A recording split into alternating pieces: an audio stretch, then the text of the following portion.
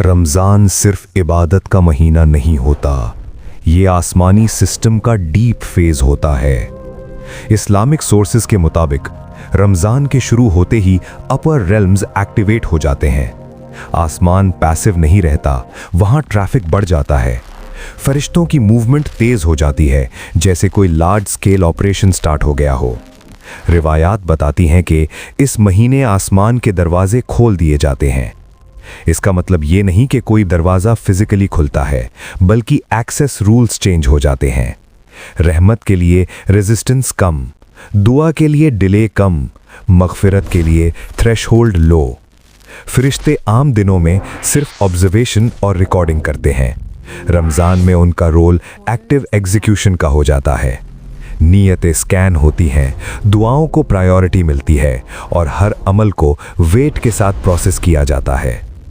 सबसे गहरा मोमेंट होता है लैलतुल क़द्र। कुरान कहता है कि इस रात फरिश्ते और जिब्रील उतरते हैं। ये डिसेंट सिर्फ प्रेजेंस का नहीं होता, ये डिसीजन फ्लो होता है। अगले साल की तकदीर के फ्रेम्स इसी रात डिप्लॉय होते हैं और ये सब होता है कंप्लीट साइलेंस में। इस महीने शयातीन के कैद होने का मतलब भी गहरा है। एक्सटर्नल इंटरफेरेंस कम हो जाता है, नॉइज कैंसिल हो जाता है। जो गलत बचता है वो प्योर इंसान का अपना आउटपुट होता है। इसलिए रमज़ान एक्सक्यूजेस को एक्सपोज करता है। फिलॉसफी कहती है कि जब मॉनिटरिंग मैक्सिमम हो तो रियलिटी हाइड नहीं रह सकती।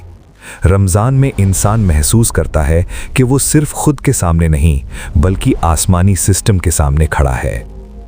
कॉस्मिक लॉ भी यही कहता है। हाई प्रेशर फेजेस में सिस्टम्स या तो अलाइन होते हैं या फिर ब्रेक। स्टार्स कोलैप्स करते हैं, तब जाकर नए एलिमेंट्स पैदा होते हैं।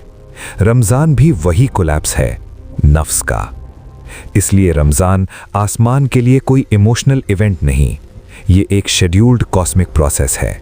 लेकिन इंसान के लिए ये सबसे गहरा सवाल छोड़ जाता है, क्या तुम सिर्फ भूखे रहे या फिर तुम उस आसमानी प्रोसेस के साथ सिंक हो गए?